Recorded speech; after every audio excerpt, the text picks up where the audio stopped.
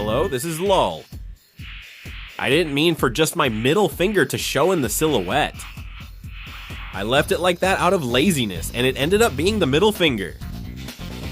The silhouette's main character is Kyo, the Kim Appa series' eternal protagonist. Nicknames like Kyoregi came from later series, but in 18 and in 98, Kyo was actually one of the stronger characters, even though he was overshadowed by ridiculously strong characters like Mishigoku. Normally, if you choose Advance, he's just an average strong character, but if you pick the extra mode, he can truly become a top tier character.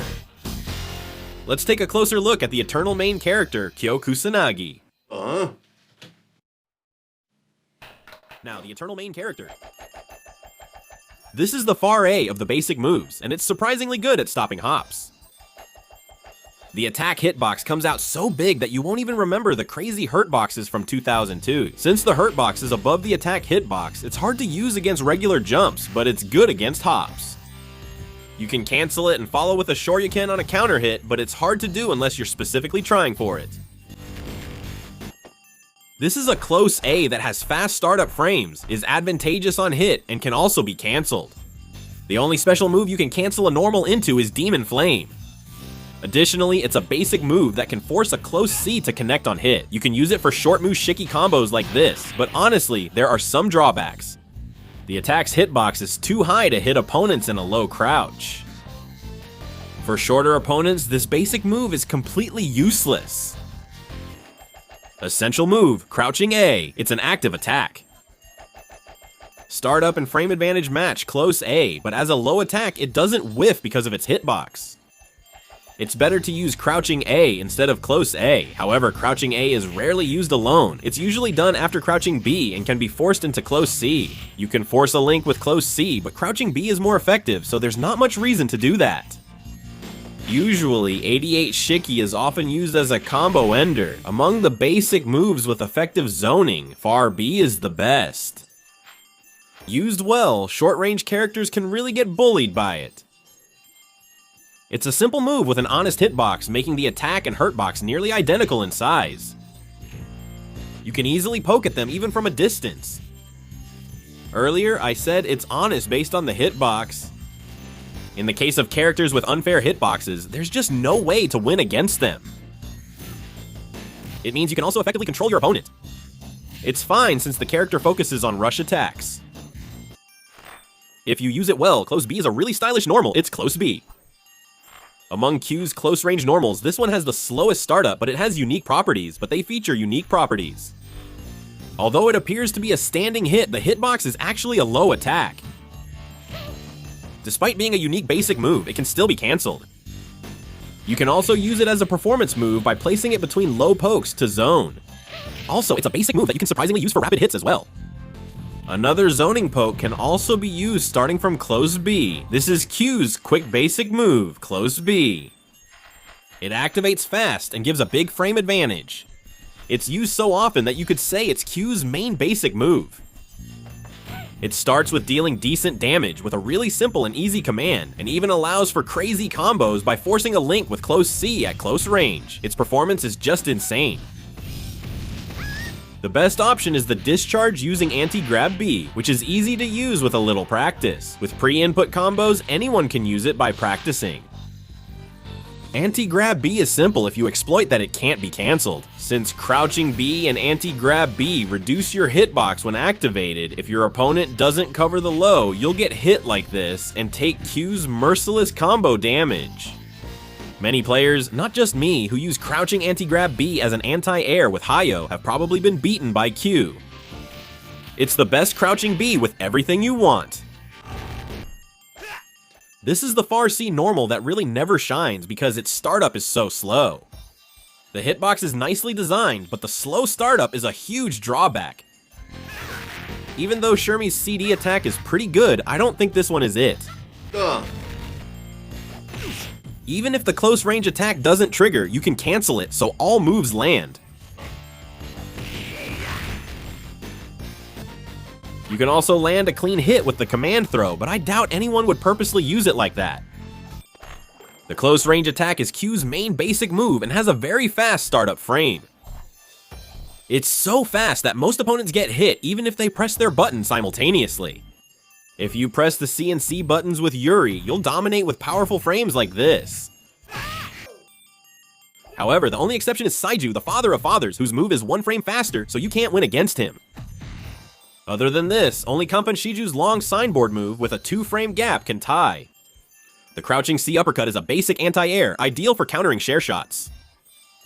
If the Seong Ryong command is difficult, this works well too.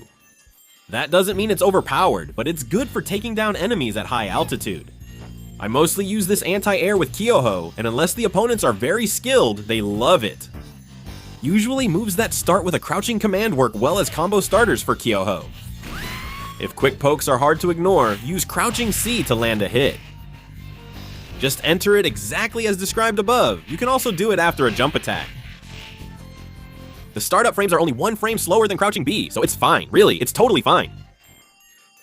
Standing D, which is a normal move with absolutely no practical use, should just be discarded. Go straight to crouching D instead. Crouching D has a pretty slow startup, but it makes up for it in other areas.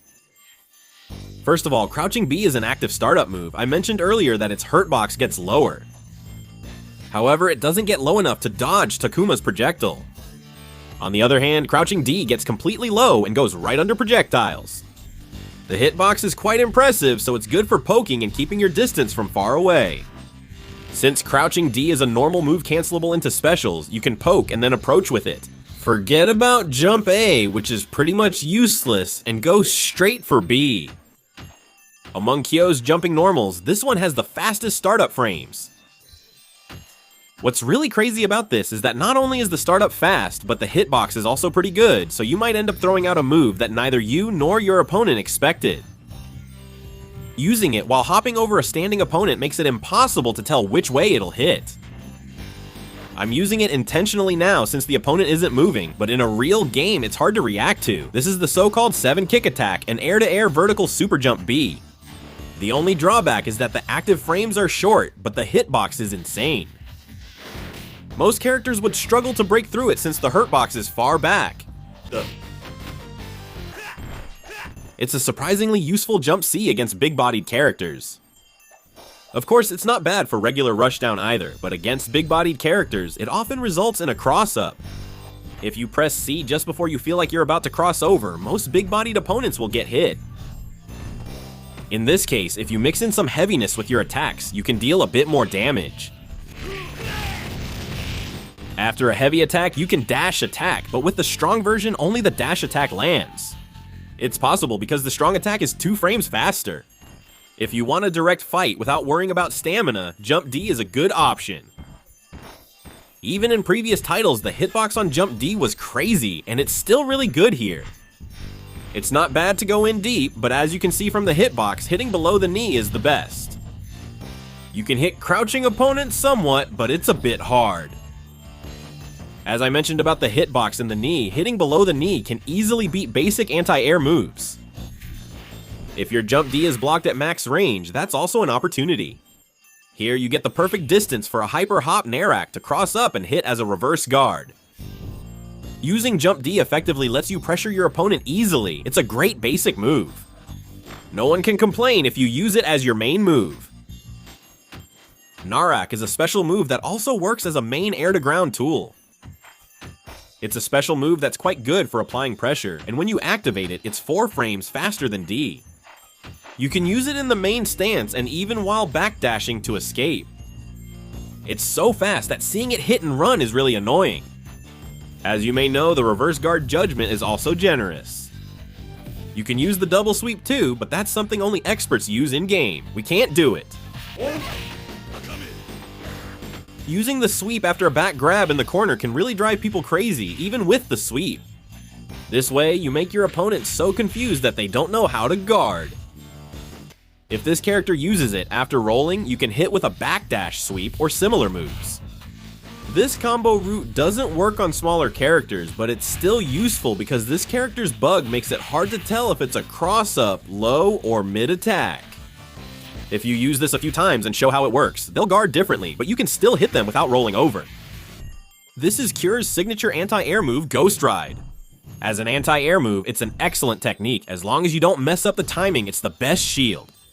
As you can see, it even has a guard point, so you can use it slowly after seeing a jump. Startup frames are identical for both light and heavy versions, so use either. Note that with the light version, after the guard point ends during active frames, an upper hurt box appears immediately. And you should also know that you can't cut opponents who are flipping over to the other side. This isn't an editing error, it's Classic Cure repeating the same move. Classic Cure loses its hitbox when activating the move instead of having a guard point, making counters even more effective and giving them an advantage. The hitbox also changes completely, so even if you jump over them, they can easily cut you off.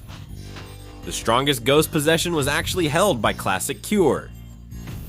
The rest of the skills are pretty ordinary, and you teachers already know them well, so I'll skip those. I'll wrap up the video by showing you a few cool combos that Cure can use.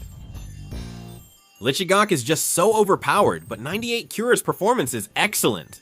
I've only shown you some of the basic abilities, but it's rare to find a character with this many strengths and performance points. I'll finish the video by showing Infinite Highlight Mode.